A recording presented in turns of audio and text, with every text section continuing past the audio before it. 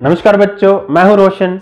बच्चों, आज के हमारे लेसन के ऑब्जेक्टिव्स रहने वाले हैं एसिलेशन एंड रिटार्डेशन। हम एसिलेशन और रिटार्डेशन ये दोनों कंसेप्ट सीखेंगे।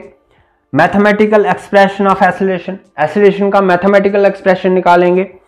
SI unit of acceleration, acceleration का एसआई यूनिट। स्केलर और वेक्टर, क्या एसिलेशन स्केलर है या वेक्टर, ये जानेंगे। उसके बाद पांचवा जो ऑब्जेक्टिव है ये काफी इंपॉर्टेंट है, बहुत बार हमें कंफ्यूजन रहती है इसको लेके। ये है sign of acceleration and velocity and how these together are significant and determinant factor in deciding speed of body in motion.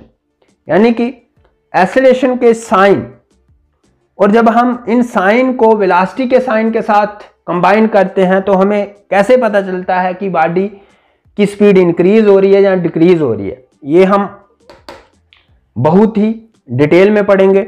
और आखिरी जो ऑब्जेक्टिव रहेगा हमारा वो रहेगा टाइप्स ऑफ एसिलेशन, एसिलेशन कितनी तरह की होती है।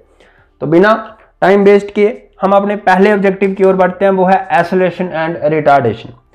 एसिलेशन की अगर हम बात करें तो इसको हम अपने पिछले कंसेप्ट के साथ कंपेयर करके पढ़ेंगे। इससे पहले हमने वेलोसिटी पढ़ा था और वेलोसिटी से पहले हमने डिस्प्लेसमेंट पढ़ा था। डिस्प्लेसमेंट भी वेक्टर था, वेलोसिटी भी वेक्टर, और अब हम पढ़ रहे हैं एसिलेशन, और एसिलेशन भी मैं आपको बता दूं वेक्टर ही होती है।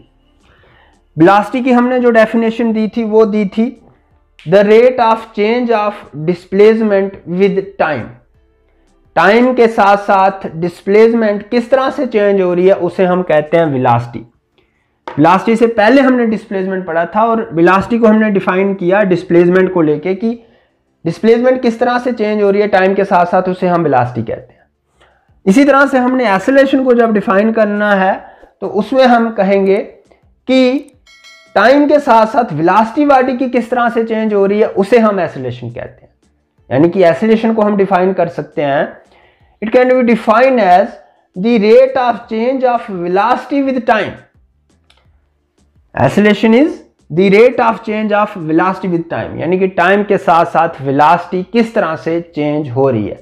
क्या जैसे जैसे टाइम बीत रहा है वेलोसिटी तेजी से चेंज हो रही है, धीरे धीरे चेंज हो रही है, वेलोसिटी इंक्रीज हो रही है, वेलोसिटी डिक्रीज हो रही है, या जो चेंज आ रही है वेलोसिटी में वो कांस्टेंट आ रही है, इक्वल चेंज आ रही है वेलोसिटी में टाइम के साथ साथ। ये सारी चीजें हम एसिलेशन में पढ़ेंगे, डिस्कस करेंगे।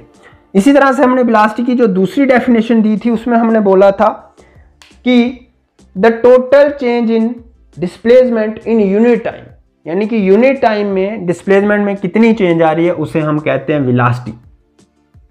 इसी तरह से हम एसिलेशन को भी वेलोसिटी के टर्म में डिफाइन करेंगे। Acceleration can also be defined as the total change in velocity in unit time, कि यूनिट टाइम में वेलोसिटी में कितनी चेंज आ रही है उसे हम कहते हैं एसिलरेशन। ठीक है जी। इसी डेफिनेशन से हमारे पास एसिलरेशन का मैथमेटिकल एक्सप्रेशन आता है। एसिलरेशन को हम ए के साथ डिनोट करते हैं। मैंने आपको पहले ही बताया हुआ है, कोई भी फिजिकल क्वांटिटी उसको जब सिंबॉलिकली हम डिनोट करते हैं तो उसका पहला लेटर ही ज़्यादातर हम कंसीडर करते हैं, क्योंकि जो वेक्टर है इसके ऊपर वेक्टर का साइन डाल दिया। तो जो हमने दूसरी डेफिनेशन अभी डिफाइन की वहां से ही हमारे पास एसिलरेशन का मैथमेटिकल एक्सप्रेशन आता है। वो एक्सप्रेशन क्या रहता है? Total change in velocity divided by total time. क्योंकि हमें यूनिट टाइम में निकालना है कि वेलोसिटी में कितनी चेंज आ रही है, तो वो इसी फार्मूले को यूज करके निकलता है। अगर हम ऐसा नहीं करेंगे, यूनिट टाइम में नहीं देखेंगे कि वेलोसिटी में कितनी चेंज आ रही है, तो फिर हमें 10 लोगों की एसिलेशन अगर दी होगी तो हम ये नहीं बता पाएंगे कि किसकी एसिलेशन ज़्यादा है, किसकी एसिलेशन कम है। तो इसलिए, लेकिन अगर उन्हीं 10 लोगों की हमें एसिलेशन दी हो यूनिट टाइम में, ठीक है जी, यूनिट टाइम में अगर उन्हीं 10 लोगों की एसिलेशन दी हो तो हम एक मिनट में जट से विद फुल कॉन्फिडेंस बता देंगे कि कौन सबसे तेज चल रहा है, कौन सबसे फास्ट चल रहा है, कौन इंटरमीडिएट एसिलेशन के साथ चल रहा है। तो इसलिए ये डेफिनेशन काफ़ी ज़्यादा मायने रखती है कि यूनिट टाइम में वेलोसिटी में कितनी चेंज हो रही है, उसे हम एसिलेशन कहते हैं। और जब ये वाली डेफिनेशन हम कंसीडर करते हैं तो एसिलेशन का ये मैथमेटिकल एक्सप्रेशन आता है। इसको भी हम अलग से डिस्कस कर सकते हैं, लेकिन फिर काफ़ी ज़्यादा टाइम कंज्यूम हो जाएगा। हमें ये सारे के सारे 6 ऑब्जेक्टिव आज के लेसन में पढ़ने हैं, तो हम अब आगे बढ़ेंगे। तो मैथमेटिकल एक्सप्रेशन हमने एसिलेशन का दे दिया, ये आपने लर्न करना है, ध्यान में रखना है, क्योंकि आगे जो हम ऑब्जेक्टिव कंसीडर करने वाले हैं वहाँ पे भी ये मैथमेटिकल एक्सप्रेशन यूज होगा। तीसरे ऑब्जेक्टिव की ओर बढ़े, एसआई यूनिट। तो एसआई यूनिट की अगर हम बात करें तो किसी भी फिजिकल क्वांटिटी का एसआई यूनिट निकालना है। अगर तो वो बेस क्वांटिटी है, मैंने आपको बताया, तो उसका आपको एसआई यूनिट लर्न करना पड़ेगा। और अगर वो एक ड्राइव्ड क्वांटिटी है तो उसका मैथमेटिकल एक्सप्रेशन अगर आपको आता है तो वहां से उसका एसआई यूनिट भी ड्राइव हो जाएगा। तो मैथमेटिकल एक्सप्रेशन हमने ड्राइव कर लिया, तो एसआई यूनिट भी यहां से ही ड्राइव होगा। इस मैथमेटिकल एक्सप्रेशन में जो जो फिजिकल क्वांटिटीज अपेयर हो रही हैं उनके एसआई यूनिट लिखने हैं एज सच। तो एसआई यूनिट कैसे निकलेगा? न्यूमिनेटर में वेलोसिटी अपेयर हो रही है, वेलोसिटी का एसआई यूनिट हमने पढ़ लिया हुआ है मीटर पर सेकंड। डिनोमिनेटर में टाइम अपेयर हो रहा है, तो टाइम का एसआई यूनिट हमने पढ़ लिया हुआ है सेकंड।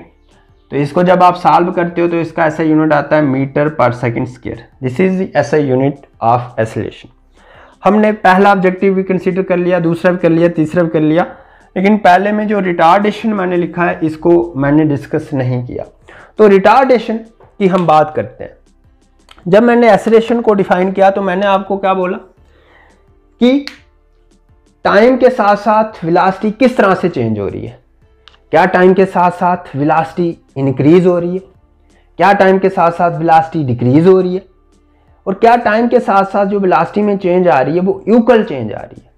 यहाँ पे अगर टाइम के साथ साथ वेलोसिटी डिक्रीज हो रही है, यानी कि वेलोसिटी के मैग्नीट्यूड में डिक्रीज आ रहा है, यानी कि वो अगर स्लो डाउन हो रही है, तो उसी को हम रिटार्डेशन कहते हैं, जहाँ उसे हम डी एसिलेशन कहते हैं। और एसिलेशन को सिंपली हम ज़्यादातर क्या बोलते हैं कि जब बॉडी की वेलोसिटी में इंक्रीज आ रही है टाइम के साथ साथ, तो उसे हम क्या बोलते हैं? एसिलेशन, कि बॉडी एसिलरेट हो रही है जी।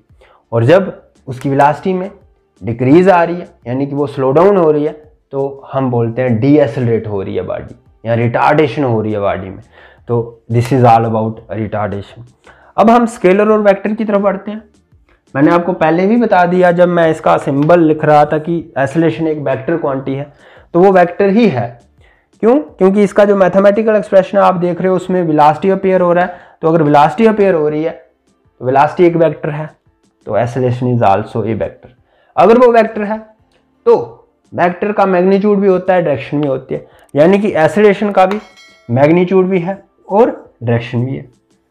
जब कभी भी हम डायरेक्शन की बात करते हैं तो डायरेक्शन में क्या होता है, हम किसी एक पार्टिकुलर डायरेक्शन को अगर पॉजिटिव कह रहे हैं तो उसके अपोजिट जो डायरेक्शन होगी उसे हम नेगेटिव कहेंगे, है ना। यानी कि हमें साइन भी देने हैं एसिलेशन को, पॉजिटिव और नेगेटिव।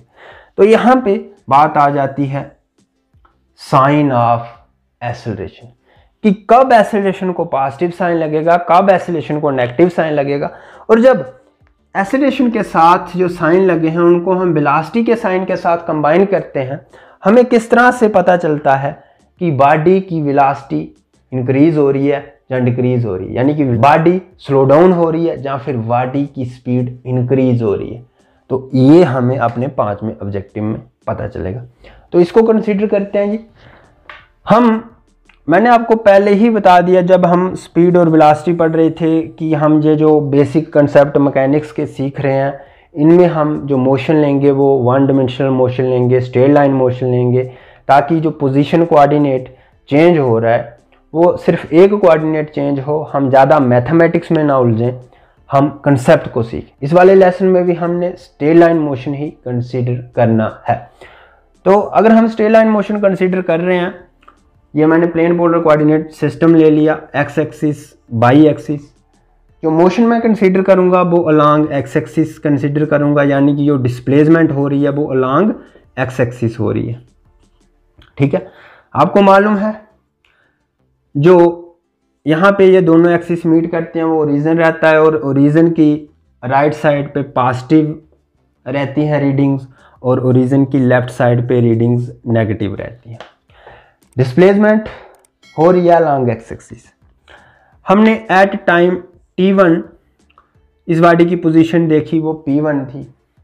एट टाइम t2 जो बॉडी मोशन में हमने कंसीडर की है उसकी हमने पोजीशन देखी, वो p2 थी। इसी तरह से एट सम अदर टाइम से t3 हमने पोजीशन देखी, वो p3 है।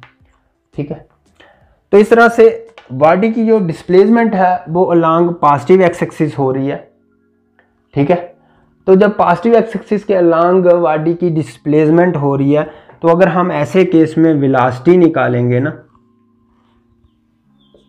वो निकल भी सकती है 2 मीटर, 4 मीटर, 5 मीटर, इस तरह से ये डिस्प्लेसमेंट हो रही है।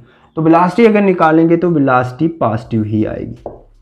ठीक है, पहले हमने along positive x axis motion की डायरेक्शन ली, तो साइन ऑफ एक्सेलरेशन और वेलोसिटी अब हम डिस्कस करेंगे। देखिए, वेलोसिटी इस डायरेक्शन में जब भी मोशन रहेगा वो पॉजिटिव रहेगी। एक्सेलरेशन की बात करते हैं कि एक्सेलरेशन पॉजिटिव रहेगी या नेगेटिव। जब बॉडी की जो वेलोसिटी है उसका मैग्नीट्यूड इंक्रीज हो रहा है, यानी कि स्पीड अप हो रही है, उसकी स्पीड जब इंक्रीज हो रही है तो तब क्या होगा, आपकी सपोज कीजिए टाइम t1 पे पोजीशन 2 मीटर है और इसकी वेलोसिटी है 2 मीटर पर सेकेंड, और टाइम t2 पे इसकी वेलोसिटी है, इनिशियल वेलोसिटी को हम u के साथ डिनोट कर सकते हैं टाइम t1 पे, वो है 2 मीटर पर सेकेंड। फाइनल वेलोसिटी है टाइम t2, इसकी वेलोसिटी है 5 मीटर पर सेकेंड। उसके बाद टाइम t3 पे इसकी वेलोसिटी है, सपोज कीजिए b3 इसको कंसीडर कर सकते हैं, वो है 10 मीटर पर सेकेंड। तो आप देख रहे हो वेलोसिटी इंक्रीज हो रही है। ठीक है, ये p3 जो पोजीशन है वो काफ़ी आके दूर निकलेगी, ऐसे में ये हो सकता है 15 मीटर हो। ठीक है, तो इस तरह से बॉडी मूव कर रही है, आप देख रहे हो वेलोसिटी इसकी इंक्रीज हो रही है। तो एक्सेलरेशन अगर ऐसे केस में हम निकालेंगे final minus initial, total change in velocity acceleration के एक्सप्रेशन में आया था, तो 5 मीटर पर सेकेंड माइनस 2 मीटर पर सेकेंड 3 मीटर पर सेकेंड, यानी कि जो आपकी एक्सेलरेशन है वो भी क्या आ गई, पॉजिटिव।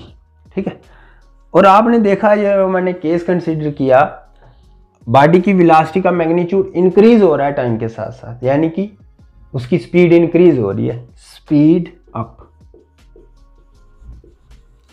ये वाला केस जब वेलोसिटी का साइन भी पॉजिटिव, एक्सेलरेशन का साइन भी पॉजिटिव, या हम जो कहें एक्सेलरेशन और वेलोसिटी के सेम साइन रहें, तो तब बॉडी स्पीड अप हो गई। ठीक है, अब दूसरा केस लेते हैं। सेम पॉजिटिव एक्स एक्सिस के अलॉन्ग ही बॉडी मूव कर रही है और वेलोसिटी की डायरेक्शन भी पॉजिटिव ही होगी। ठीक है, यानी कि पॉजिटिव ही होगी वेलोसिटी। लेकिन इस बार क्या हो रहा है, इनिशियल वेलोसिटी इज 2 मीटर पर सेकेंड और v की अगर हम बात करें वो है 1 मीटर पर सेकेंड। वो कैसे निकलेगी, यहाँ से हम पोजीशन p1 2 मीटर रखेंगे, इसको 4 मीटर रखेंगे, और t3 को जैसा मैंने पहले लिया था 5 मीटर रखेंगे। अगर आप t1 और t2 टाइम इंटरवल में वेलोसिटी निकालो तो वो आती है 4 मीटर माइनस 2 मीटर, और ये अगर 2 सेकेंड है, ये 1 सेकेंड है, तो 2 सेकेंड में से 1 सेकेंड निकाला, 1 सेकेंड में बॉडी कितनी वेलोसिटी आई उसकी, 4 मीटर माइनस 2 मीटर, 2 मीटर पर सेकेंड। और अगर इस इंटरवल में निकालें 3 सेकेंड और 2 सेकेंड वाले इंटरवल में, 1 सेकेंड का इंटरवल बना, 5 मीटर माइनस 4 मीटर, वो कितनी आ गई वेलोसिटी, 1 मीटर पर सेकेंड। तो पहले आपकी आई 2 मीटर पर सेकेंड, इनिशियल वेलोसिटी 2 मीटर पर सेकेंड, फाइनल वेलोसिटी 1 मीटर पर सेकेंड। तो ऐसे केस में अगर आप एक्सेलरेशन निकालते हो वो कैसे निकलती है, total change in velocity, final velocity minus initial velocity, 1 metre पर सेकेंड माइनस 2 मीटर पर सेकेंड। तो एक्सेलरेशन की जो आपकी वैल्यू आती है वो आती है negative. Body along positive x axis ही मूव कर रही है, देख लो 2 मीटर पे पोजीशन टाइम t1 पे, टाइम t2 पे 4 मीटर पे, टाइम t3 पे 5 मीटर पे। वो अलॉन्ग पॉजिटिव एक्स एक्सिस ही मूव कर रही है, वेलोसिटी पॉजिटिव, लेकिन एक्सेलरेशन आपकी आ गई नेगेटिव। अब देखिए पहले वेलोसिटी 2 मीटर पर सेकंड थी, फिर 1 मीटर पर सेकंड है, आगे जाके हो सकता है आधा मीटर पर सेकंड हो, उसके आगे जाके 0 मीटर पर सेकंड हो। तो वेलोसिटी का मैग्नीट्यूड डिक्रीज कर रहा है, यानी कि स्लो डाउन हो रही है। जो बॉडी मोशन में है वो स्लो डाउन होगी जब वेलोसिटी का साइन पॉजिटिव होगा, एक्सेलरेशन का साइन नेगेटिव होगा। जहां हम यूं कहें कि दोनों के साइन एक दूसरे को अगर अपोजिट होंगे तो बॉडी जो मोशन में है उसकी स्पीड डिक्रीज होगी, वो स्लो डाउन होगी। ठीक है, अब हम नेगेटिव डायरेक्शन की अलॉन्ग बॉडी का मोशन लेंगे। ये आपका T1 है, ये पोजीशन आपकी 2 मीटर, ये आपका टाइम T2 है, पोजीशन P2 है, जो है 4 मीटर, ये आपका टाइम T3 है, पोजीशन आपकी P3 है, ये है 10 मीटर। लेकिन क्योंकि नेगेटिव एक्स एक्सिस के अलॉन्ग मूव कर रहा है तो -2 मीटर, -4 मीटर, -10 मीटर। ठीक है, अब अगर आप वेलोसिटी निकालो इस केस में तो वेलोसिटी का मैग्नीट्यूड इंक्रीज हो रहा है विद नेगेटिव साइन। टाइम के साथ साथ वेलोसिटी का मैग्नीट्यूड इंक्रीज होगा नेगेटिव साइन के साथ। देखिए वेलोसिटी कैसे निकलेगी, -4 final position minus initial position minus of -2। तो कैसे निकलेगी, ये जो मैंने टाइम लिया वो 1 सेकंड का ही लिया है, तो टाइम को मैं जो है नहीं निकाल रहा। तो -4 में से +2 गए -2। अगर आप आगे निकालोगे तो वो कैसे निकलेगा, -10 में से -4 गए तो वो आ गया -10 + 4, जो आ गया -6 मीटर पर सेकंड, ये आया -2 मीटर पर सेकंड। तो टाइम के साथ साथ वेलोसिटी इंक्रीज हो रही है। ठीक है जी, ये जो मैंने पहला केस लिया है। अब वेलोसिटी का यहाँ पे साइन देखिए क्या रह रहा है, नेगेटिव रह रहा है, -2 metre per second, -6 metre per second. अब अगर मुझे एक्सेलरेशन निकालनी है इसमें तो ये final velocity -6 metre per second, ये initial velocity -2 metre per second. जब आप निकालोगे एक्सेलरेशन तो कैसे निकलेगी, -6 metre per second -2 metre per second. Time interval मैंने 1 सेकंड का ही लिया है, 6 मीटर पर सेकंड में से 2 मीटर पर सेकंड गए तो बच गया -4 मीटर पर सेकंड स्क्वायर। तो एक्सेलरेशन भी आपकी नेगेटिव आई। लेकिन अगर आप देखो तो वेलोसिटी का मैग्नीट्यूड 2 मीटर पर सेकंड से 6 मीटर पर सेकंड हो गया विद नेगेटिव साइन, यानी कि बॉडी की जो वेलोसिटी है उसका मैग्नीट्यूड इंक्रीज हो रहा है जब वेलोसिटी नेगेटिव है और एक्सेलरेशन भी नेगेटिव है, बॉडी स्पीड अप हो रही है। तो ये देखिए हम कंक्लूड कर सकते हैं वेलोसिटी और एक्सेलरेशन दोनों के पॉजिटिव साइन, वेलोसिटी और एक्सेलरेशन के दोनों के नेगेटिव साइन, यानी कि अगर सेम साइन रहेंगे वेलोसिटी और एक्सेलरेशन के तो वेलोसिटी स्पीड अप होगी, और अगर अपोजिट साइन रहेंगे वेलोसिटी और एक्सेलरेशन के बॉडी स्लो डाउन होगी। अब देखिए डिस्प्लेसमेंट इस तरफ हो रही है तो वेलोसिटी नेगेटिव ही रहेगी। वो कैसे रहेगी, टाइम T3 पे पोजीशन -10 की जगह मैं -5 मीटर ले लेता हूँ, तो ये तो -4 -2 निकाल के -2 मीटर पर सेकंड ही आएगी। लेकिन इसमें जब हम वेलोसिटी निकालेंगे T2 और T3 वाले इंटरवल में तो वो आएगी -5 -4, तो -5 + 4 ये आ गई -1 metre per second. U is -2 metre per second, V -1 metre per second, यानी कि नेगेटिव साइन ही रह रहा है वेलोसिटी का, लेकिन वेलोसिटी का जो मैग्नीट्यूड है वो डिक्रीज हो रहा है। ठीक है, तो एक्सेलरेशन का साइन देखते हैं क्या रहेगा। एक्सेलरेशन कैसे निकलती है, final -1 metre per second, initial -2 metre per second, -1 metre per second +2 metre per second, 1 metre per second.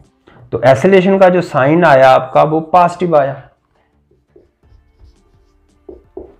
तो इस दफा वेलोसिटी का साइन नेगेटिव है, एक्सेलरेशन का साइन पॉजिटिव है, और बॉडी देखिए आप क्या हो रही है, 2 मीटर पर सेकंड के बाद 1 metre per second slow down.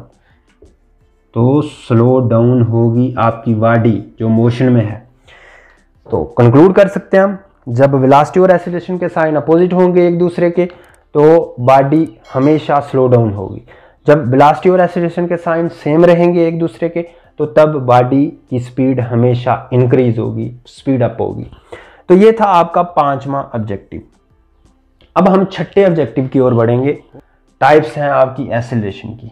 पहली एवरेज एक्सीलरेशन, दूसरी इंस्टेनियस एक्सीलरेशन, तीसरी यूनिफॉर्म एक्सीलरेशन और चौथी नॉन यूनिफॉर्म एक्सीलरेशन। इन सारों को हम एक एक करके कंसीडर करेंगे और डिस्कस करेंगे।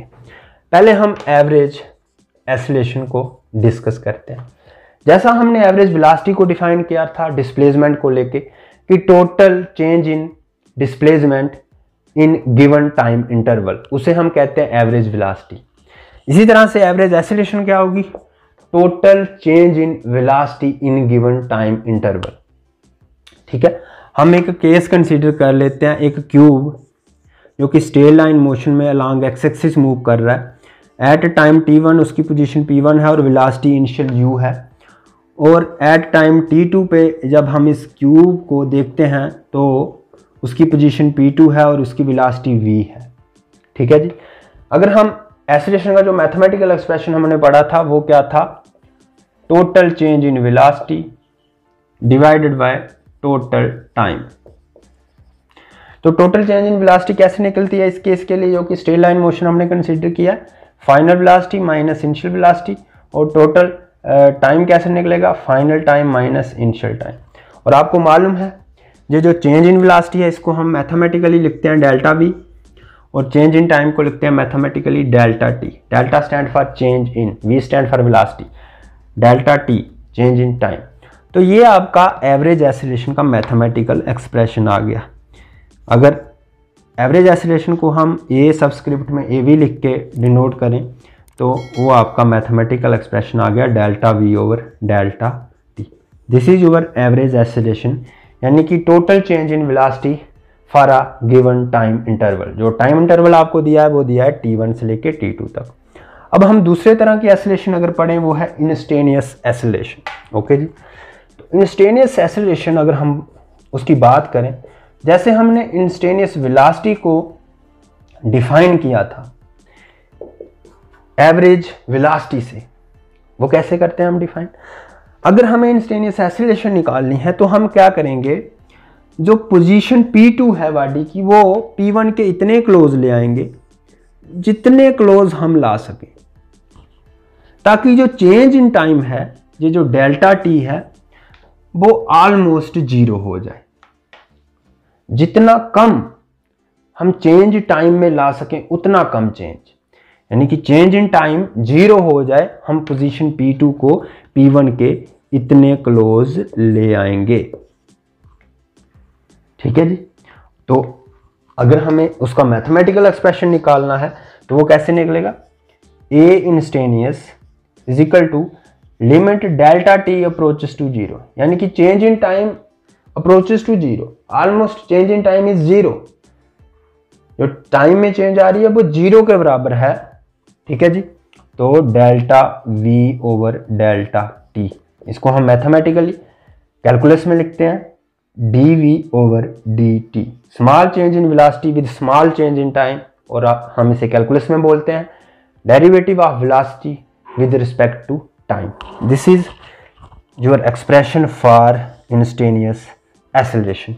और अगर हमें डिफाइन करना है इंस्टेनियस एक्सीलरेशन को तो हम कैसे डिफाइन करेंगे? जैसे हमने इंस्टेनियस वेलोसिटी या इंस्टेनियस स्पीड को डिफाइन किया, तो we can define instantaneous acceleration as the acceleration of a body at a particular instant of time or acceleration of a body in motion at a particular point of time। यानी कि अगर मैं 9:30 पे exactly 9:30 पे आपको पूछूं कि body की एक्सीलरेशन क्या है, तो इसका मतलब मैं इंस्टेनियस एक्सीलरेशन पूछ रहा हूं।